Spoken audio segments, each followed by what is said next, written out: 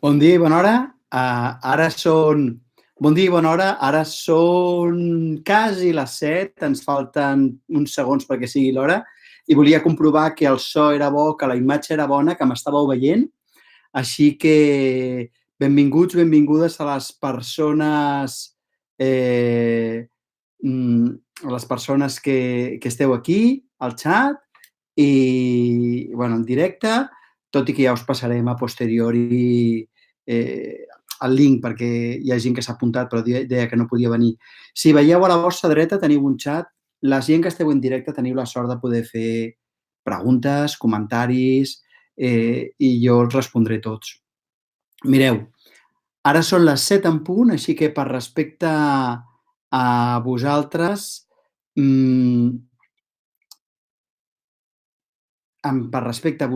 si us sembla, jo començaré. La forma com la tinc estructurada aquesta xerrada, d'entrada és bàsicament en quatre blocs. Un primer bloc en el qual, com que la xerrada es titula La felicitat en 7 passos, és preguntar-nos si realment hi ha 7 passos per a la felicitat o és un truco que he fet servir per posar un títol. Aquest serà el primer. El segon és descriure quin és el nivell de... Quina és la definició de felicitat? Perquè definiré la felicitat en 3 nivells de profunditat diferent. Després de fer això, sí que us explicaré el que per mi són 7 passos imprescindibles per viure en plenitud. I finalment farem totes les preguntes que vulgueu i jo estaré aquí per contestar-vos sense cap problema a tothom que vulgui fer preguntes.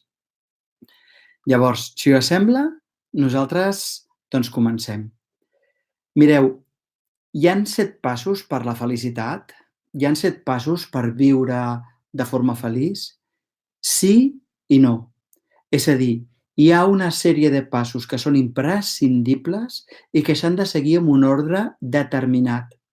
Ara, que siguin 7, siguin 8, siguin 9, és depèn de com ho expliquis.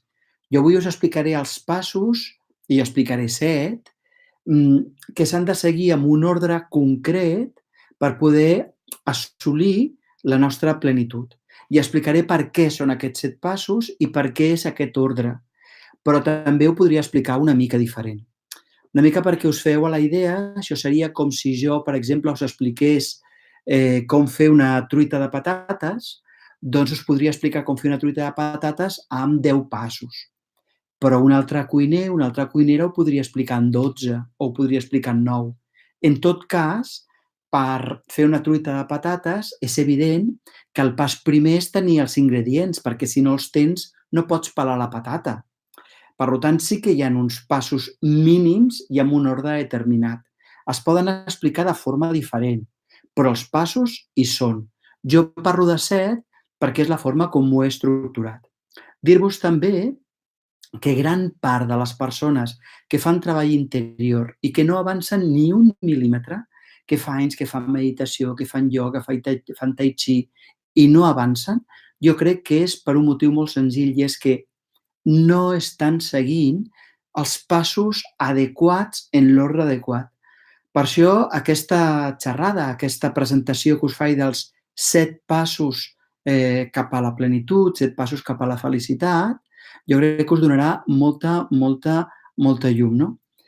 I en tot cas, si us sembla, ara que ja he explicat que realment sí que hi ha 7 passos, encara que els podem explicar en 8, en 10, en 12, però són uns passos concrets amb un ordre determinat, doncs, si voleu, passo a la segona part d'aquesta conferència, perquè havia dit que primer parlaria si n'hi havia 7 passos, després parlaria de què s'entén per felicitat i després parlaria dels passos en si abans de passar a les preguntes.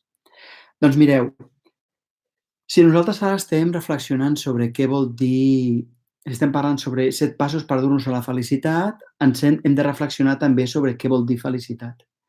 I aquí jo crec que podem diferenciar com a mínim 3 definicions diferents de felicitat, 3 definicions diferents de felicitat cada una amb una profunditat més gran que l'anterior. Anem al primer nivell de felicitat. Aquest és un nivell en el qual està, jo crec, que la majoria de les persones. La majoria de les persones confonen la felicitat amb que les coses els hi vagin bé. És a dir, quan les coses van bé, estan alegres. I aquestes persones fan una, una relació d'igualtat entre la seva alegria, estic alegre, per tant soc feliç. Però en realitat és una alegria que ve, que és dependent de que les coses ens vagin bé. Si les coses ens anessin malament, no estaríem alegres. Per tant, és una felicitat que no és pròpia. És una felicitat que depèn de l'exterior. És una felicitat que depèn de que les coses a l'exterior vagin com jo he pensat. I jo no sé la vostra vida, però la meva, francament, hi ha moltes coses que jo les penso d'una manera i la vida me les posa d'una altra. Així que aquest nivell de felicitat no és el que nosaltres abordem com un nivell de felicitat profund. No és el nivell de felicitat que jo busco, que jo us proposo que assoliu a través del treball interior, a través del curs aula interior o de qualsevol altra feina. Perquè aquest és un nivell molt infantil. Necessites que les coses et vagin bé per tu sentir-te bé. De fet, aquest nivell implica un altre gran error. Implica l'error de que nosaltres hem confós els nostres sentiments amb la felicitat. Mireu, que jo estigui alegre, que jo m'estigui rient, no vol dir que sigui feliç. De fet, hi ha molta gent que fa moltes bromes i riu molt, però en el fons no té una sensació de felicitat profunda. Té una profunda insatisfacció. Per la qual cosa no hem de confondre els sentiments amb la felicitat. Però també ho podem mirar al revés. Jo recordo el dia que va morir la meva mare, que no era un dia, va ser un dia trist, va ser un moment trist, un moment en el qual, d'alguna forma, la seva mort implicava que no ens tornaríem a veure mai més, com a mínim en aquest pla físic. I, per tant, començava en mi, en el meu interior, un dol per deixar anar tota una sèrie de coses que fins a aquest moment sí havien estat possibles. I aquest dol doncs és més fàcil de dur amb la tristesa perquè és un sentiment que ens porta cap endintre per tornar a mirar la realitat des d'una altra perspectiva i continuar avançant. Molt bé, això què significa? Significa que una persona pot estar trista, però no necessàriament pot ser infeliç. De fet, el dia que la meva mare va morir, jo recordo perfectament que estava trist. Estava trist, però jo era profundament feliç. Era profundament feliç perquè sabia que la meva vida tenia sentit. Estava profundament agraït a la meva mare, que acabava de morir. Sabia que ella havia viscut el que havia de viure, que jo també. Li agraïa profundament tot el que m'havia donat i, per tant, en el meu cor, a més de la tristesa, hi havia una profunda felicitat. I aquí estem entrant, com a mínim, al segon nivell de felicitat. Hi ha un segon nivell de felicitat que és que jo veuré el significat de la meva vida, jo entendré la vida que estic vivint, jo abraçaré la vida que estic vivint al marge de que les coses siguin d'una forma o d'una altra a l'exterior, al marge de que les coses vagin millor o pitjor a l'exterior. Per tant, mentre el primer nivell de felicitat, que jo crec que és molt superficial, és necessitar que les coses et vagin bé, amb el segon nivell de felicitat és abraçar la vida tal com és i entendre que la felicitat parteix d'aquest fet d'entendre que encara que semblin que hi ha vides més fàcils, més boniques, més agradables, més el que vulguis, tu no vols canviar de vida. La teva és la vida que tu vols. Perquè això significa que et passi el que et passi, tu pots gaudir, pots agrair el que t'està passant. I quan això succeeix, estàs en un segon nivell de felicitat molt superior a l'anterior, i en aquest segon nivell de felicitat tu tens una felicitat que és literalment invulnerable, perquè la teva felicitat no depèn de l'exterior. I sí, El curs Aula Interior, un curs que molts de vosaltres suposo que coneixeu, que imparteixo durant 12 mesos i que significa una transformació profunda, el que busca és que nosaltres puguem connectar com a mínim amb aquest nivell de felicitat. Però de fet, podem parlar encara d'un tercer nivell de felicitat encara més profund. Mireu, en realitat, quan jo ja estic en aquest nivell d'abraçar la vida, acceptar qualsevol cosa que em toca viure, puc adonar-me que en realitat la vida que jo estic vivint no la he creada jo, que jo l'estic gaudint, que les persones que jo estimo, amb aquest amor que jo els hi dirigeixo, aquest amor tampoc l'he creat jo, el gaudeixo, però l'amor m'és regalat, igual que la vida, igual que la comprensió. I de cop i volta passo a un nivell de felicitat molt més profund en el qual jo me n'adono que el que jo sóc essencialment és la mateixa vida expressant-se al meu través.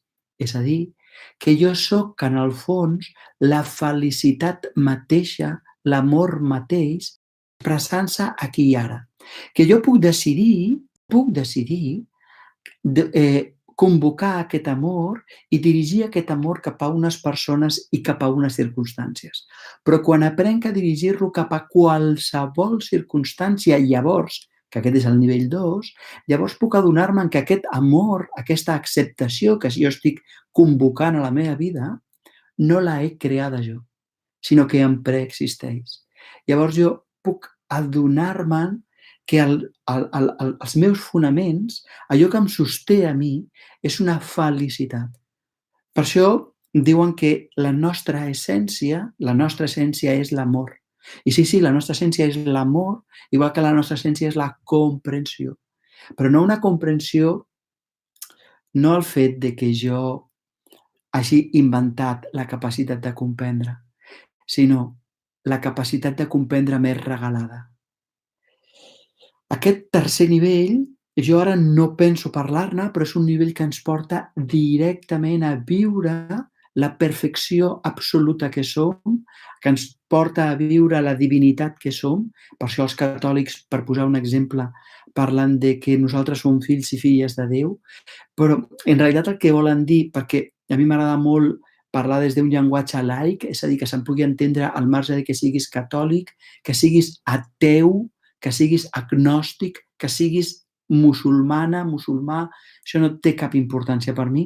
Jo ara no entraré en aquest tercer nivell de felicitat, però és un nivell de felicitat que és encara més profund que el segon. És adonar-me'n que l'amor i la felicitat que jo estic vivint no l'estic creant jo, és la meva essència i la he estat sempre. I com que és la meva essència no puc arribar a cap altre lloc, perquè és el meu origen i per tant és el meu destí. Quan faig el curs d'Aula Interior, jo d'aquest tercer nivell de felicitat no en parlo fins que portem 9 mesos de feina, perquè crec que la majoria de nosaltres no som capaços d'entendre aquest nivell profund de felicitat, aquesta connexió profunda amb la realitat, fins que ja portem un treball important. Per això, bueno, per això Aula Interior té 12 mesos, o és un curs sencer, perquè jo sé que els cursos d'un mes, d'un cap de setmana, són molt inspiradors, però no transformen, els oblidem. En canvi, un curs de tot un any el tens sempre present, sempre present, sempre present. I quan el curs s'acaba, el teu estil de vida ha canviat, la teva forma de vida ha canviat. I, per tant, has integrat uns coneixements que d'una altra forma no faries. Per això a mi m'agrada aquesta aposta que jo faig de 12 mesos, un any sencer de curs, que els cursos que són presencials són 9 mesos presencials, amb una trobada al mes, i després cada setmana suport per internet, amb un butlletí, amb preguntes, que vosaltres teniu dret a fer preguntes, material extra, però cada mes una trobada presencial, o bé de tot un dissabte o bé de tot un diumenge, ja sigui a Barcelona o a Lleida. Hi ha gent que també la fa a Madrid, però ja ho fem en castellà. Llavors, m'agrada fer 12 mesos perquè és com una pluja fina. Quan acabes, estàs realment mullat. Molt bé, jo he dit que aquesta xerrada, aquesta presentació la faria en 4 passos. El primer explicaria si realment hi ha passos concrets per arribar a la felicitat i la resposta és sí. Els pots explicar en 7 o en 8 o en 12, però n'hi ha, n'hi ha. La segona, jo volia definir felicitat en 3 nivells de profunditat, és el que acabo de fer. Ara és quan començaré a explicar els 7 passos. I entendreu perquè hi ha molta gent que veu vídeos, fa ioga, llegeix llibres i no avança ni un mil·límetre. I és perquè no ha seguit aquests passos. I jo crec que quan els entengueu direu, uau, és que és obvi, és evident. Doncs us sembla que els explico i després d'explicar-vos-els, totes les persones que estigueu aquí al xat, doncs, feu preguntes, feu comentaris, d'acord? I jo prometo contestar-vos-les totes. Molt bé. El primer pas, abans de fer cap treball interior, un ha de verificar, ha de comprovar, un se n'ha d'adonar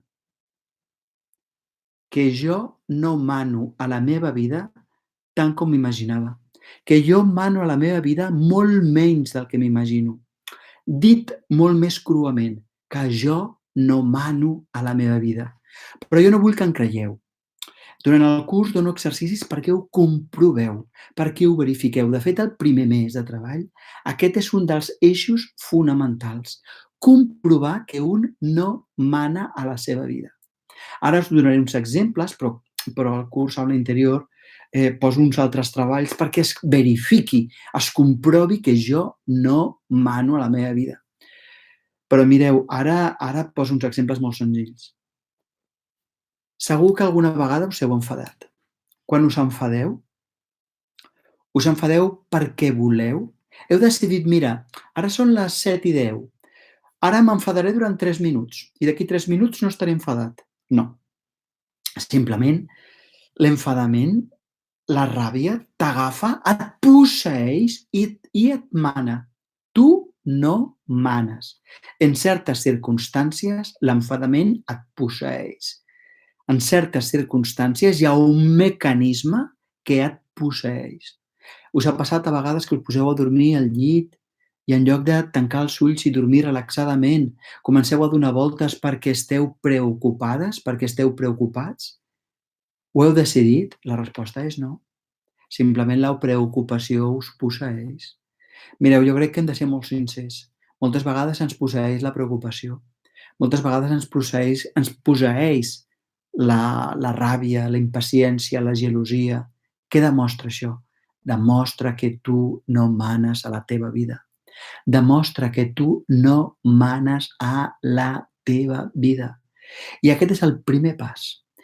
I si tu et saltes aquest pas, creuràs que estàs fent un treball de creixement interior, però l'estarà fent el teu mecanisme, tu no l'estaràs fent. L'estarà fent el teu ego, l'estarà fent el teu personatge, l'estarà fent el teu paràsit, l'estarà fent el pecat original, com diuen els catòlics, els cristians. No importen les paraules, però totes les grans filosofies, totes les grans escoles, totes les grans religions diuen: vigila, abans de començar a caminar, has de reconèixer que tu no manes a la teva vida. Aquest és el pas número 1, perquè si tu no te n'adones, el que succeirà a continuació és que tot el que passarà estarà en funció d'aquest personatge, d'aquest ego, d'aquest mecanisme, d'aquesta programació automàtica, i serà ell qui creixerà, però tu no canviaràs ni un mil·límetre. Ja us dic que la gran majoria de gent que fa treball interior i no avança, jo crec que molts d'ells és per aquest motiu. Però aquest seria el pas número 1. I el pas número 2? Home, el pas número 2, que està molt vinculat amb el primer, que potser els podríem canviar d'ordre, si volguéssim, és que has de descobrir les creences que tu tens que quan comencis un treball interior et boicotejaran. Posaré 2 exemples. Hi ha una creença que té moltíssima gent, que és que cuidar-se és ser egoista.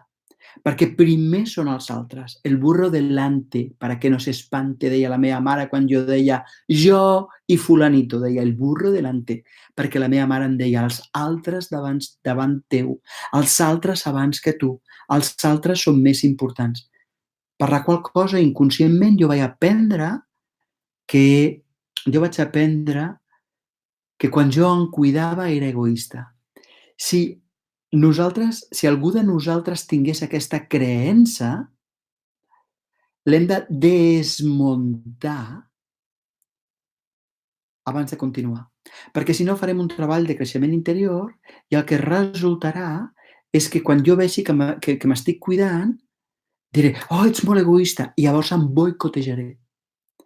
Per tant, el segon pas és descobrir les creences que si no les desemmascaro em boicotejaran. Poso un segon exemple. Un segon exemple que el té molta gent, però sobretot dones.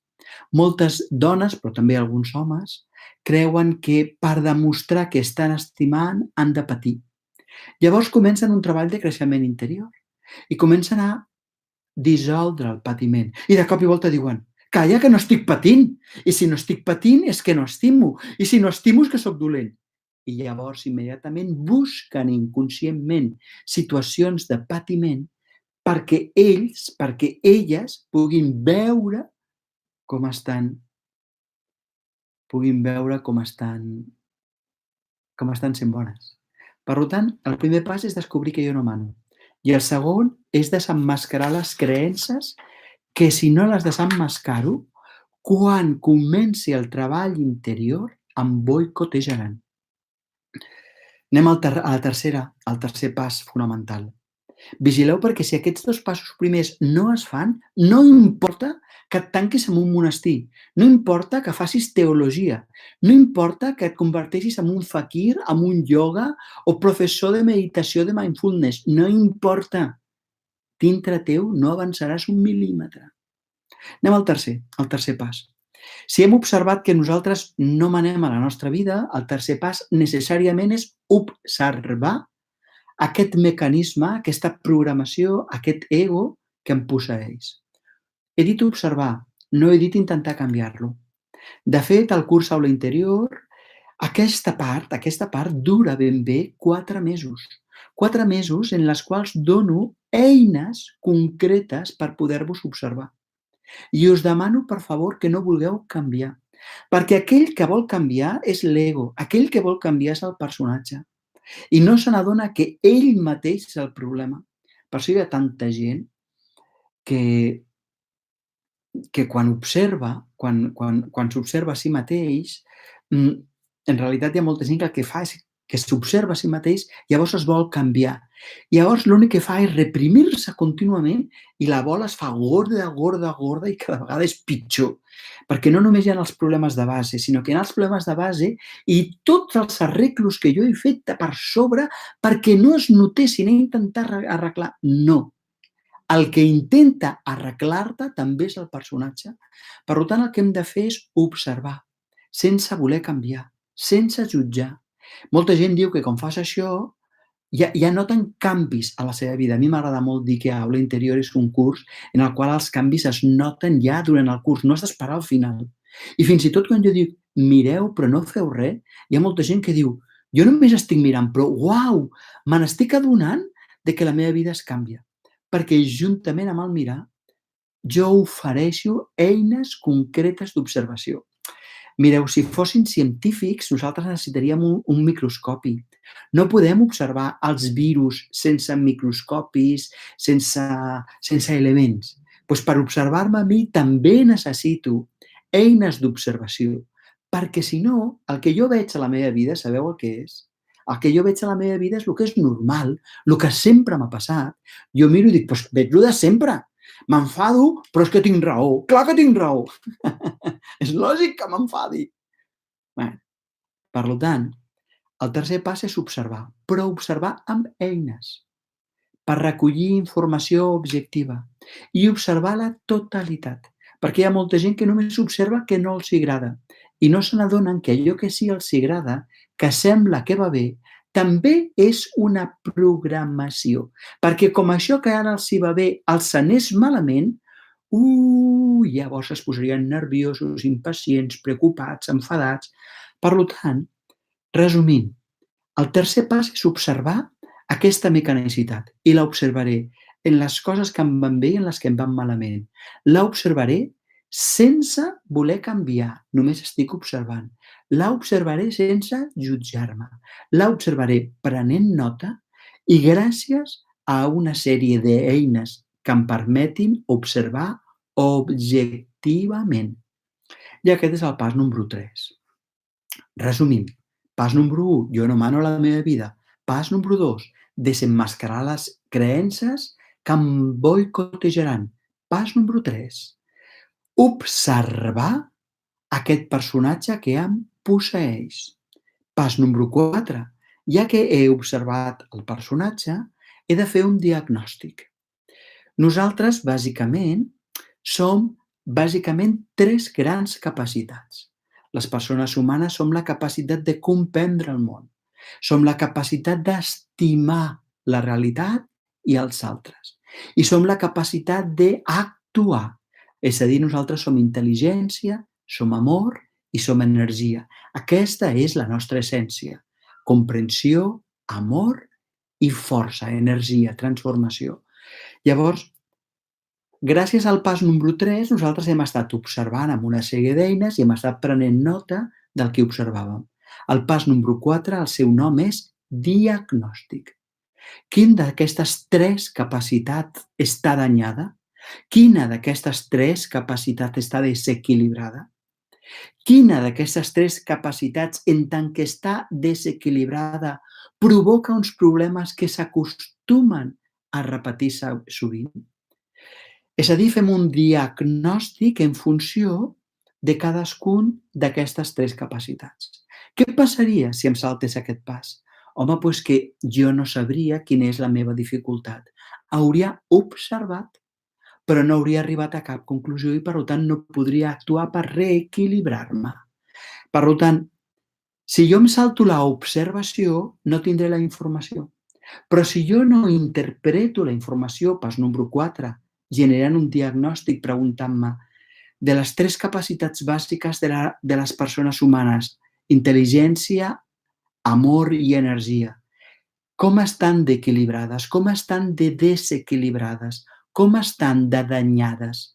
Si jo no faig un diagnòstic, que és el pas número 4, no podré passar al pas número 5.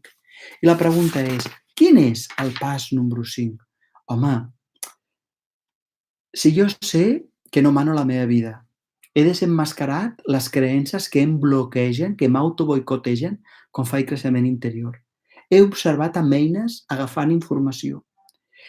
Per tant, he arribat a un diagnòstic de quin és aquell punt de la meva realitat, de la meva capacitat, que està desequilibrada i que fa que sempre entri en un bucle, perquè normalment cada persona repeteix uns bucles molt semblants, és a dir, per dir-ho d'alguna manera,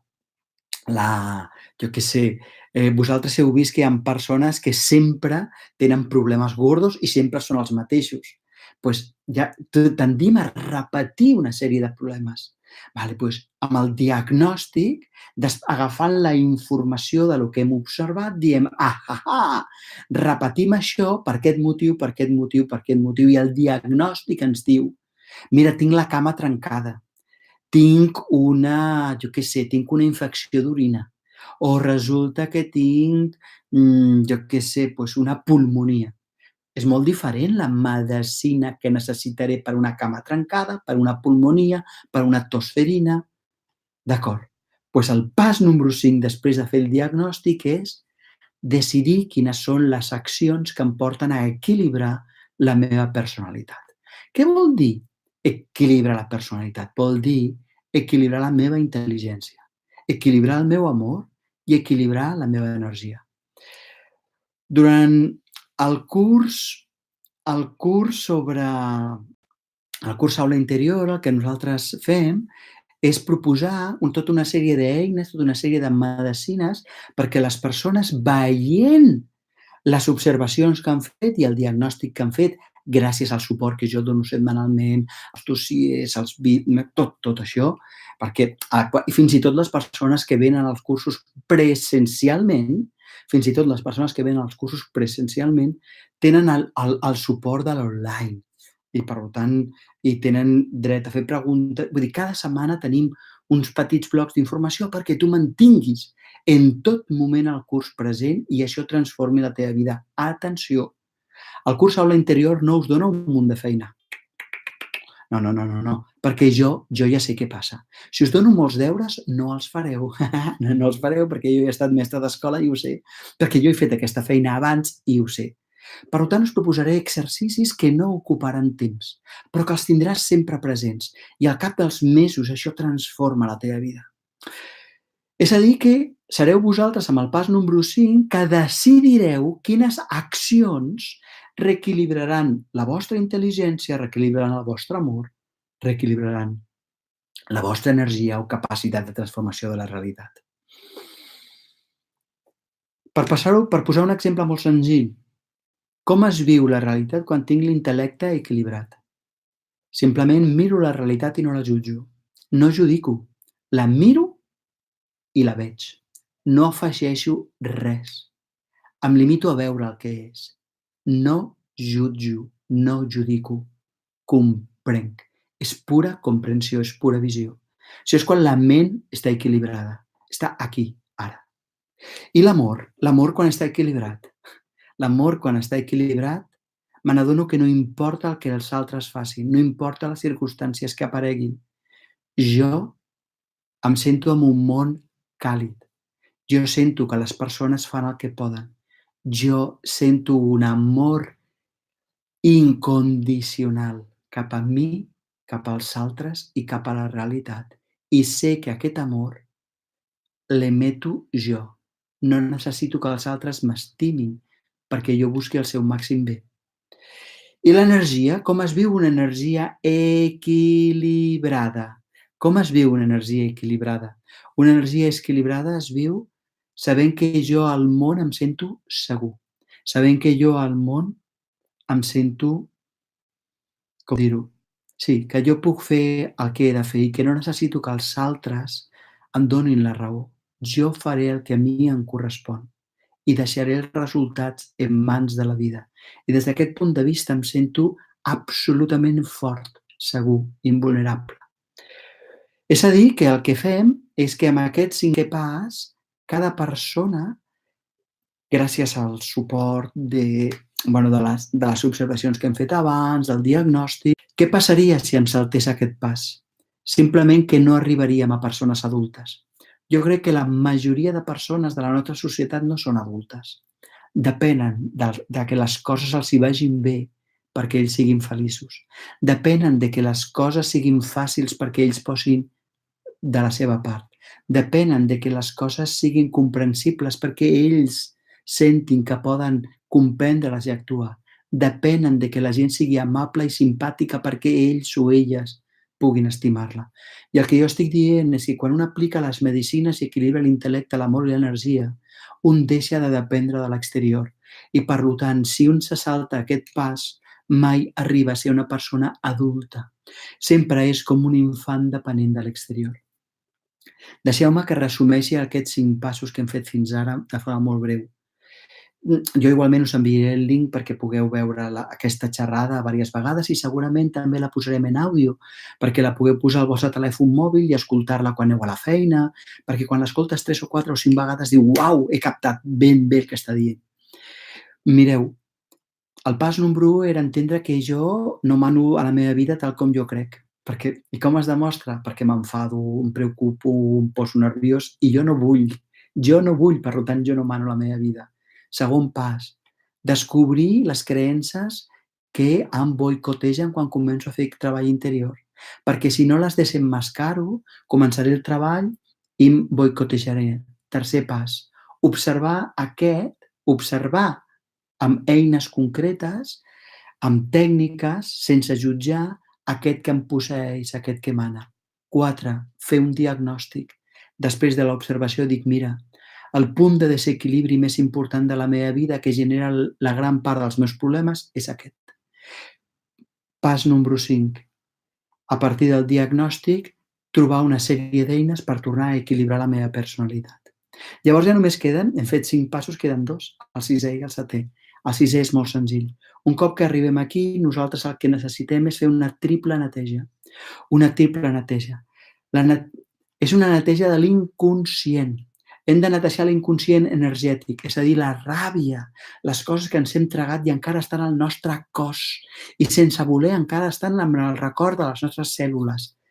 Hem d'alliberar-nos per poder tenir un cos absolutament relaxat, per no anar carregats de coses antigues.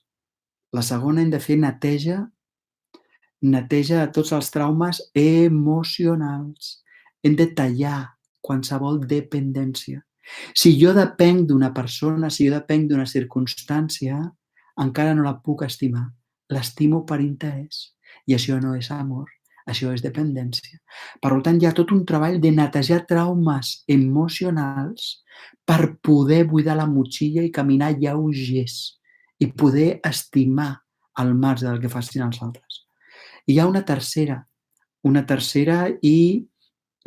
neteja de l'inconscient. Netejar els traumes intel·lectuals. És a dir, netegem el centre intel·lectual, netegem el centre emocional i netegem el centre energètic, i això ho fem durant 3 mesos, tot un mes dedicat al treball de l'inconscient energètic, tot un mes dedicat a la neteja i potenciació del centre emocional, tot un mes dedicat a la neteja i potenciació del centre intel·lectual, energètic, cada un mes. Què passaria si ens saltéssim això? Home, doncs passaria una cosa molt greu, i és que les coses que encara no tenim digerides les continuaríem vivint ara. Continuaríem portant un pes a sobre que val la pena de deixar anar en el passat per poder viure ara des d'un profund aquí i ara, des d'una calma, des d'una presència. I just serà aquesta calma, aquesta presència que comença a intuir-se, a olorar-se amb aquest sisè pas que ja es dic que dura 3 mesos de treball.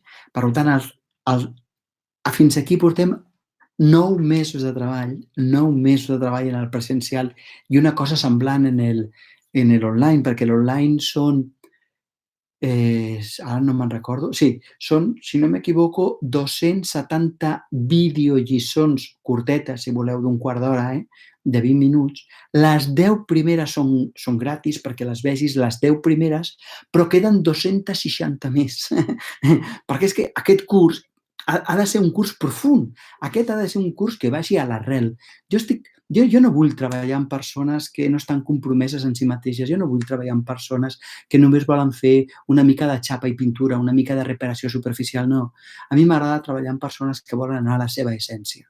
Per tant, el que jo he explicat fins ara, aquests 6 primers passos, descobrir que jo no mano la meva vida, desemmascarar les creences que em boicotegen, tenir eines d'observació i fer un diagnòstic, buscar les accions que equilibren la meva personalitat i netejar el meu inconscient, que són passos concrets que, com te'ls saltis, no avançaràs en el creixement interior, són fonamentals. I aquests, en el curs d'aula interior, que són 12 mesos, ocupen els 9 primers.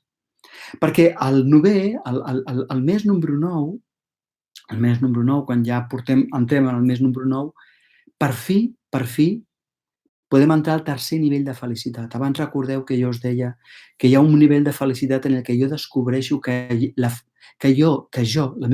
meva essència és amor, que la felicitat és la meva substància, és el meu origen i és necessàriament el meu destí, perquè és el que soc. I si és el que soc, no puc arribar a un altre lloc on soc. De fet, tot el treball interior és molta feina per arribar on ja hi era. En realitat, fem molta feina que no calia. L'única cosa que cal és adonar-me que jo ja soc. Però com que adonar-me que jo ja soc és molt difícil, fem molta feina, com diuen en català, donar la volta al món per tornar al born. El pas número 7 és un pas que s'ha d'experimentar, no és un pas per creure. Realment, res d'aula interior és per creure, tot és per tocar-ho, perquè creure no serveix de res, però experimentar en primera persona, això sí, això és fonamental, això és bàsic, això és el que transforma. Per això dic que aula interior és un curs que serveix per tothom, per persones atees, per persones agnòstiques, catòliques, jueves, musulmanes, budistes, no té cap mena d'importància. I, de fet, el curs aula interior l'han cursat des de capellans fins a persones que estaven a l'Associació d'Ateus de Catalunya, fins a persones agnòstiques, persones monges, persones que no creien en res, que eren agnòstiques. Vull dir que... Però quan entrem al pas número 7, jo us convido a... Fem tota una sèrie de treballs per comprovar que nosaltres, el que som en essència, és la vida mateixa expressant-se al nostre través. Per comprovar que nosaltres som, en realitat, la divinitat o la energia, depèn de si agafes un llenguatge religiós o agafes un llenguatge científic, expressant-se aquí i ara. Però que allò que sempre ha estat és aquesta energia, és aquest alè vital, és aquesta divinitat. Però que aquest alè vital, aquesta energia, aquesta divinitat, s'expressa a través meu, igual que s'expressa al teu través, al través d'una altra persona. Que aquest alè vital, aquesta energia, aquest amor, aquesta intel·ligència, aquesta energia que em preexisteix, sempre ha existit. I que en realitat és una única intel·ligència, és un únic amor, és una única energia que s'expressa absolutament en tot. I que l'única cosa que existeix, l'única cosa que existeix és aquest amor, aquesta energia, aquesta intel·ligència expressant-se. I s'expressa en un arbre, i s'expressa en un animal, i s'expressa en un planeta, i s'expressa en un terratrèmol, i s'expressa en totes i cada una de les circumstàncies de l'univers. I no hi ha res de l'univers que no sigui una expressió d'aquesta totalitat. I adonar-me'n a partir d'aquí, experimentalment, que jo sóc part d'aquesta totalitat, que la totalitat i la unitat són una única cosa, que tu i jo som en realitat la mateixa cosa, més enllà de la forma. La forma, Daniel Gavarró, passarà, però la energia, la intel·ligència, l'amor que s'expressa al seu través no. El 7è pas és entrar en la profunditat de l'absoluta espiritualitat. És descobrir que en la meva essència jo sóc molt més enllà d'aquesta forma. És descobrir que jo, el que jo anomeno jo, no és aquest cos que ara té 55 anys i que d'aquí uns anys en tindrà més o estarà mort, no té importància. Aquest jo autèntic és un jo sense forma, és l'ànima, és una força vital que és exactament la mateixa que la que dona existència a aquest bolígraf, la que dona existència a un altre ésser humà, perquè l'únic que existeix és una força vital expressant-se a tot. I aquí, de cop i volta, ens trobem vivint en l'aquí i ara, sense judici, adonant-nos que nosaltres som una expressió de la vida, que la vida és una potència infinita i que nosaltres som un pinzell i deixem que aquesta força infinita ens agafi i convertim la nostra vida en una mena d'obra d'art. La vida deixa de ser una lluita per ser un goig, un joc, una alegria, una obra d'art. I és aquí, en el 7è pas, on nosaltres connectem profundament amb l'espiritualitat.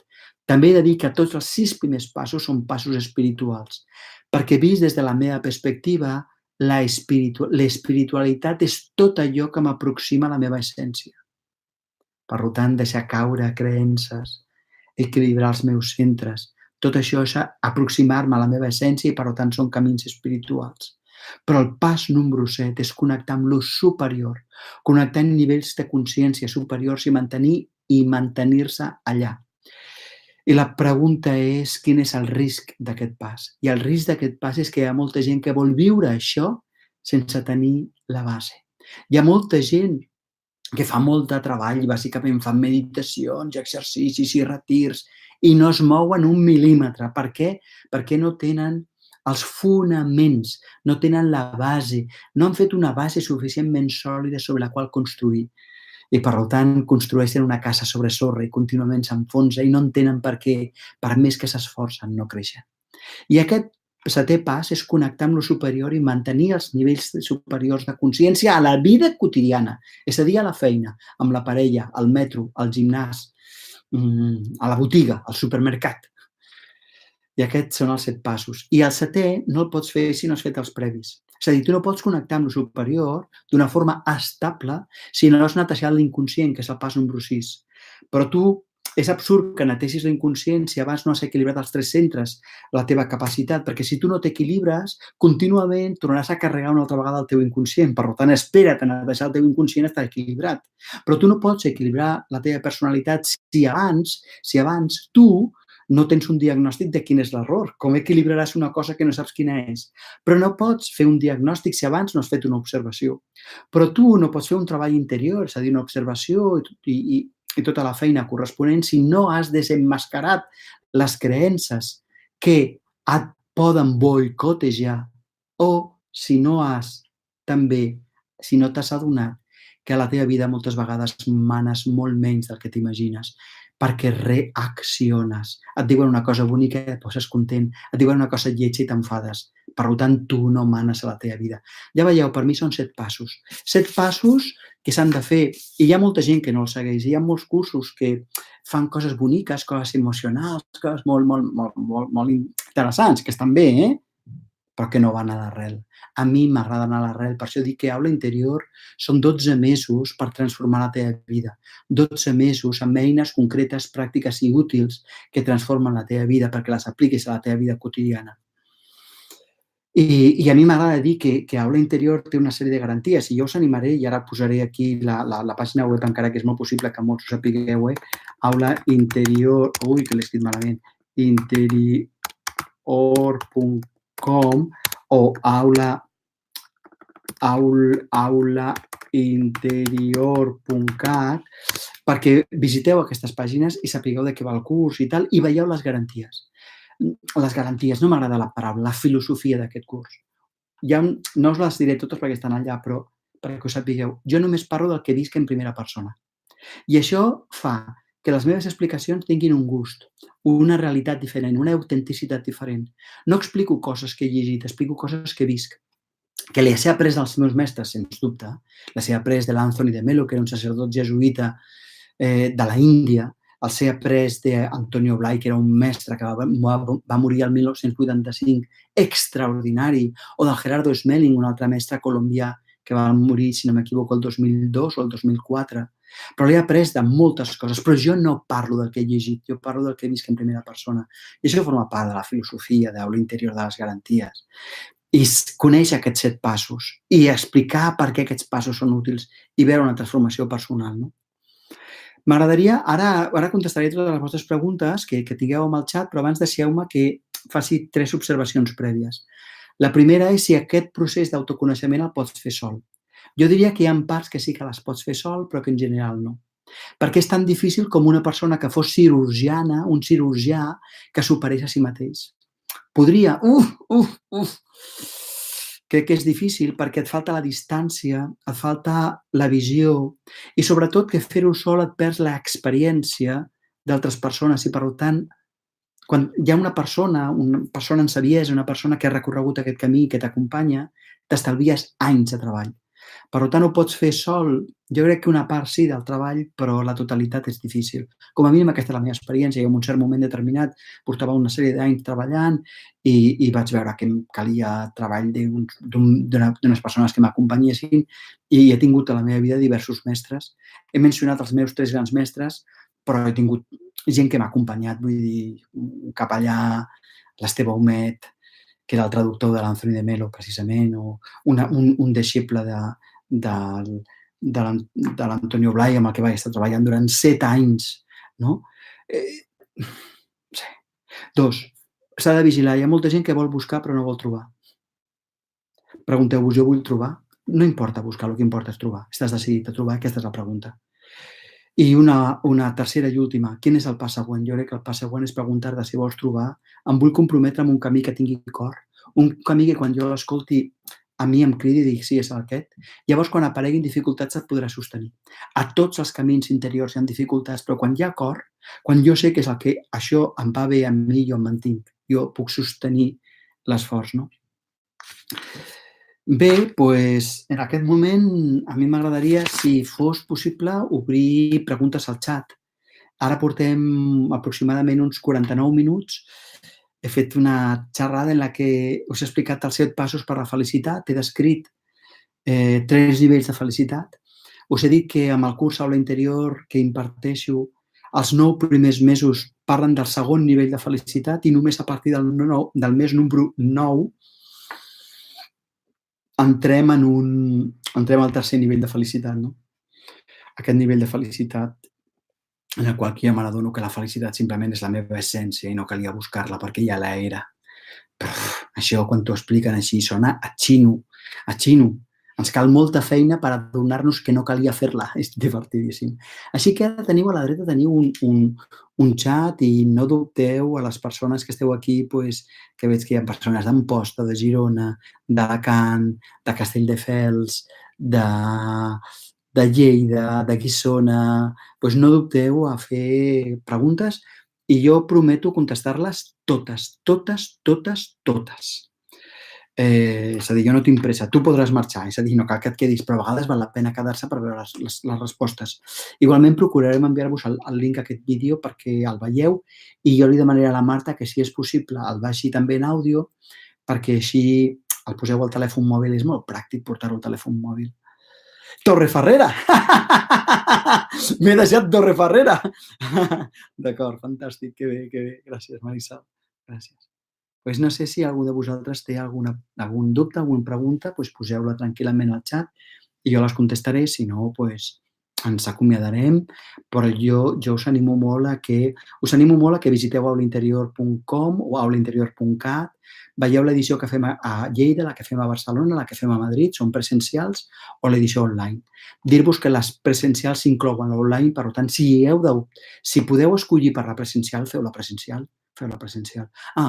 I una cosa que és molt important, jo crec que el treball interior no pot negar-se a ningú, per tant, els problemes econòmics no són un obstacle. Per tant, no utilitzis aquesta excusa. Si tu vols fer un treball interior, el pots fer. Ves a aulainterior.cat i mira el preu, que és molt assequible, però en el cas que dius, ostres, saps què passa? Que jo tinc una pensió molt baixa, saps què passa? Que jo estic a l'atur, saps què passa? Que escrius a info, ho posaré aquí, info, aulainterior.com, tu escrius aquí i la Marta molt amablement et contestarà i et dirà no et preocupis, et donem una beca, t'ho posem fàcil. Dir-vos també que aquests cursos són per persones adultes, no per infants, ¿vale? Que alguna vegada alguna persona ha volgut portar el seu fill. Són per persones adultes. Han de tenir com a mínim 17, 18 anys, 16, com a molt poc. I una última cosa.